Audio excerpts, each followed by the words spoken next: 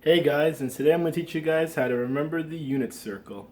This comes into play a lot of times when you do trigonometry, pre-calc, and algebra 2. A lot of times you're going to have to see special triangles.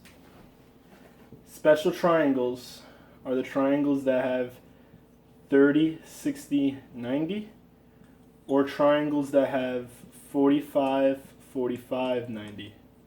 As you see, both these triangles add up to 180, and if you're given a length of one of these triangles, you should be able to find the other one because of the unit circle and the ability to memorize common degrees. So with the unit circle, you'll also be able to quickly state the sine of 30 degrees, for instance, the tangent of 45 degrees, or the cosine of 90 degrees.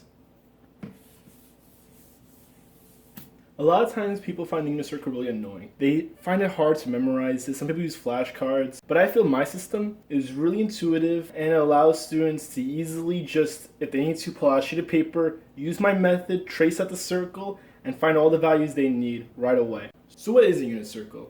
Well, a unit circle is a circle centered at the origin, point 0, 0, with a radius of 1. So it goes off into positive 1, negative 1 in the x direction, and positive 1 and negative 1 in the y direction. This point is known as 0 degrees or 360 degrees. This is 90, 180, and 270. Now a lot of times you aren't given things in degrees, and we want to do things in radians, which is based off the arc length of a circle. So in radians, 0 degrees is still 0, but 360 is 2 pi. And 180 is 1 pi.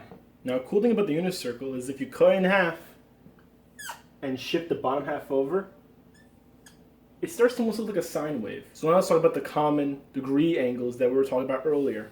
And those were 30, 45, 60, 90, and their complements, meaning these things plus additions of 90x.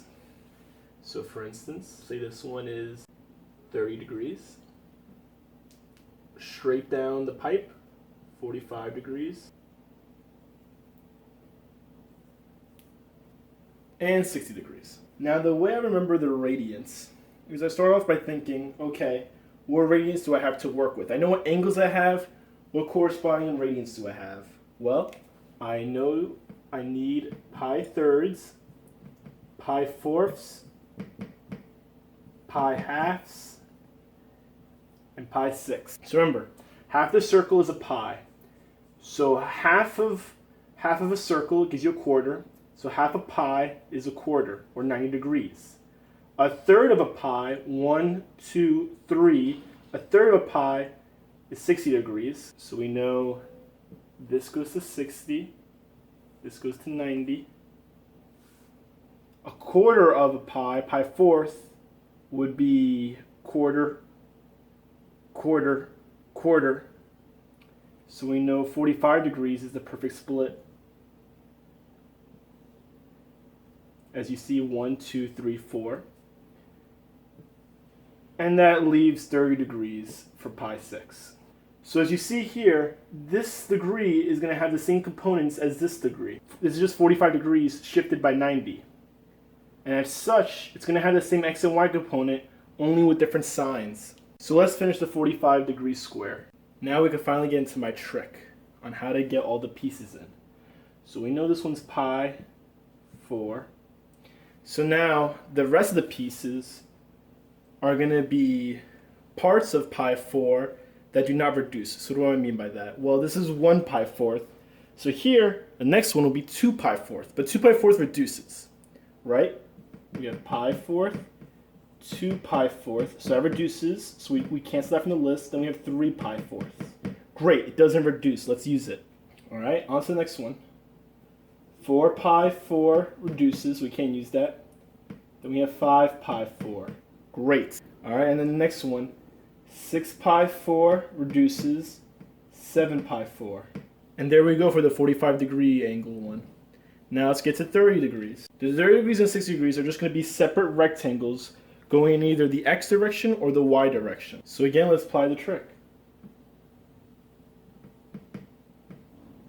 We have pi 6. The next one would be 2 pi 6, but that reduces. 3 pi 6, but that reduces. 4 pi 6, but that reduces. And 5 pi 6 doesn't reduce. We're good. Next one, 6 pi 6, that reduces. 7 pi 6, we're good. Next one, 8 pi 6, reduces. 9 pi 6, reduces.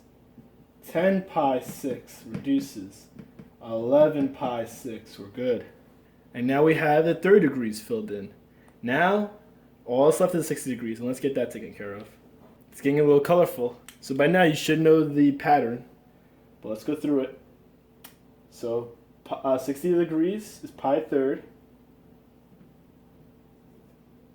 So we start off with 1 pi third, then 2 pi third. Great, no reduction, let's use it. Then the next one, 3 pi third, reduction.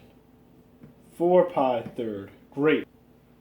Next one, 5 pi third. Great, we'll use it. Alright, and now we have all the degrees and their corresponding reference angles. Now we need the values associated with it. So here's 2 more tricks I like to employ. I like to associate x with cosine, y with sine, and y over x with tangents. And y over x being tangent makes even more sense once you guys learn derivatives. But I'll save that for a future video. So basically, each of these points on the circle are points, meaning they have 2 components, an x component and a y component. From those 2 components, we can get our cosine, sine, and tangent. Now again, the way we got from here to here was we had to memorize the basic building blocks and then make a relationship. We're going to do that again with the values. So we have to know what our basic building blocks are. And those are root 3 over 2, 1/2, root 2 over 2, 1, 0, and positive and negatives we can attach to each of those top values. This is pretty easy. They're all divided by 2 except for the whole numbers 1 and 0. And the radical is either root 2 or root 3. And it gets even easier because we know right away that the only ones that can have root 2 on them are the 45 degree ones. And what's even nicer is the 45 degree one, both the components are the same. So 45 degrees has the point root 2 over 2 for the x and root 2 over 2 for the y. Simple. Now we gotta try to reason to ourselves if we were to forget which one does the root 3 over 2 go to and which one does the 1/2 go to. And luckily, another nice thing about this is that if you find one, the other one is just a flipped version. So here's the way I remember. See how this red line is stronger in the x direction? X is the first one, so we'll focus on that one. So this one has a stronger x. So which one of these 2 values is larger? Well, root 3 is larger than 1. So as such, root 3 over 2, comma, 1/2 is the value for 30 degrees. And like I said before, the 60 degree one is just this flipped. And now we can easily find the values for the rest of the circle, but I'm not even going to fill it in. I'm going to show you one last thing. This last thing I'm going to teach you is a mnemonic that was taught to me when I took trigonometry.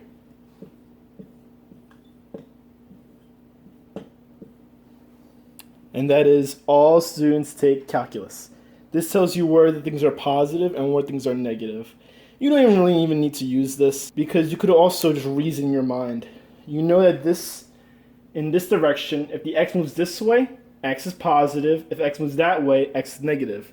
In this direction, y is positive and y is negative. And tangent, you can just apply the idea that tangent is just y over x. So here, everything's positive, all positive. Here, in this quadrant, our y is positive, but our x is negative. Tangent is y over x, so tangent is also negative. Hence, only sine is positive, because sine is the y coordinate. Then in this quadrant, our y is now negative, our x is now negative, so negative over negative, our tangent becomes positive. Hence, only tangent is positive. Then in this last quadrant, x is positive, y is negative. Hence, tangent is also negative. Hence, only cosine is positive. So from there, I can answer any question that deals with these common angles. Let's say someone asked me, Lucas, what's the tangent of 5 pi fourth? What's the sine of 5 pi sixth? And what's the cosine of 5 pi third? Well, let's go through them. So tangent, 5 pi fourth. All right, it's over here. Tangent is positive. So y over x. Y over x is just going to be 1. Positive 1. Sine, 5 pi 6. All right, look for 5 pi 6. It's over here. So 5 pi 6 is over here. Sine's positive.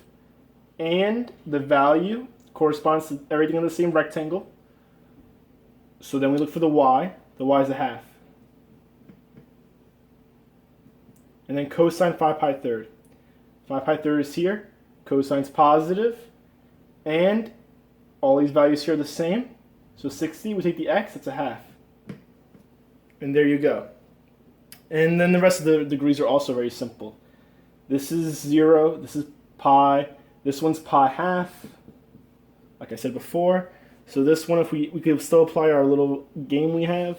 So add 1, 3 pi half, because 2 pi half would reduce. Just so you don't forget, the coordinate here for this one is full 1 in the x direction, no y component, so 1, 0. Then the next one is full y component, no x component, hence 0, 1. The third one is the full x component but in the reverse direction, hence negative 1, and no y component. And the last one is no x component with the full y component in the negative direction. And here you go. This also tells us that the tangent of pi half, which is y over x,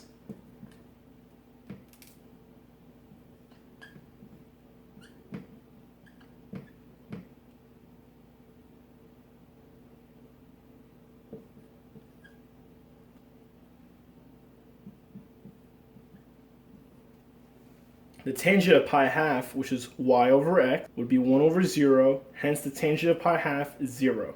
This also tells us that the tangent of pi is y over x, so it's 0 over negative 1, giving us negative infinity. I hope this demystifies a lot of the confusing problems that trigonometry has. Why tangent gets negative infinity and positive infinity, why we have to memorize these 60, 45, and 30 degree angles. I hope this makes it easier for you guys to remember them. And as always, please leave a suggestion in the comments. Thanks, guys. Have a great evening.